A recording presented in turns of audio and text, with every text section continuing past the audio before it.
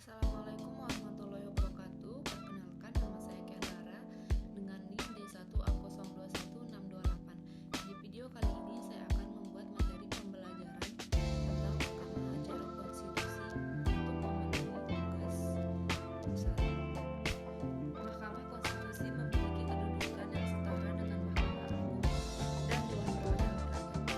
Mahkamah Konstitusi juga berada di bawah Presiden dan bertanggung jawab kepada rakyat melalui DPR. Mahkamah Konstitusi terdiri dari 9 hakim konstitusi yang dipilih oleh DPR.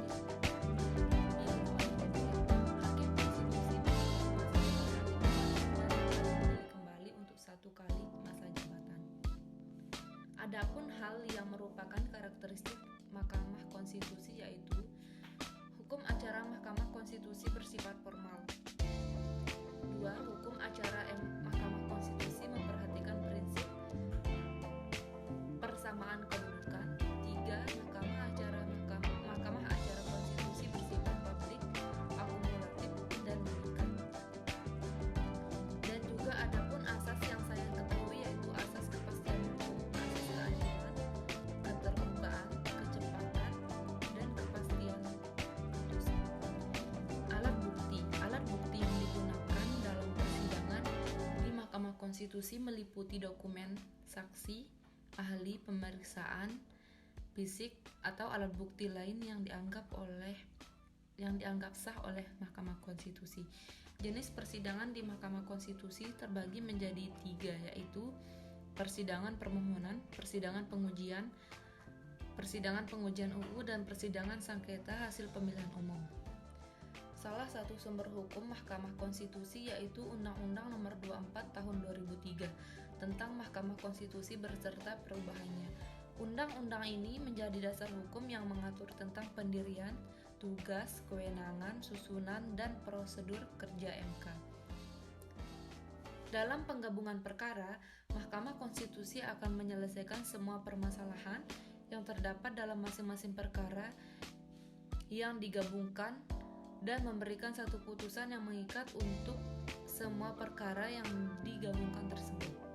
Dalam putusan tersebut, Mahkamah Konstitusi akan memberikan penjelasan yang memadai dan jelas mengenai alasan-alasan yang mendasari putusan tersebut.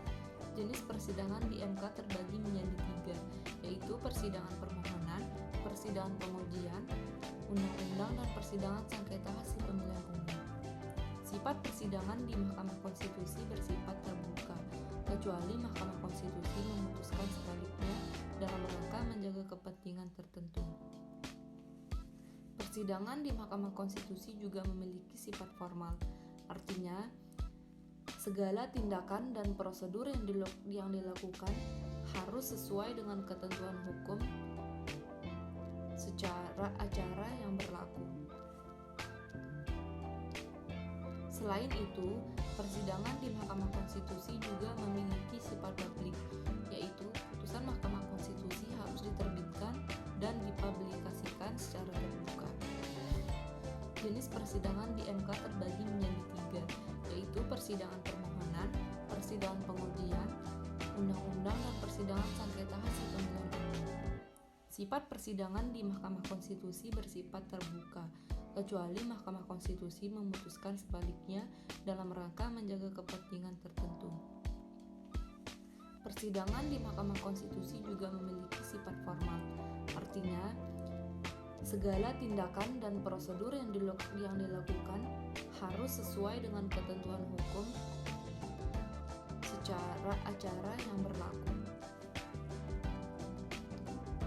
Selain itu, persidangan di Mahkamah Konstitusi juga memiliki sifat publik, yaitu putusan Mahkamah Konstitusi harus diterbitkan dan dipublikasikan secara terbuka.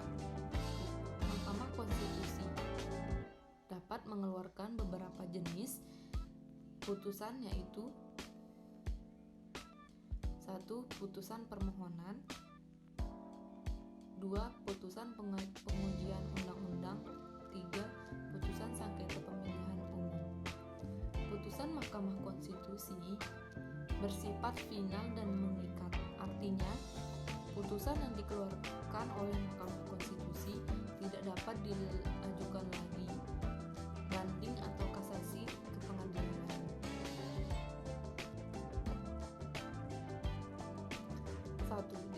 opinion adalah pendapat terpisah dari seseorang hakim konstitusi yang tidak sejalan dengan mayoritas hakim konstitusi.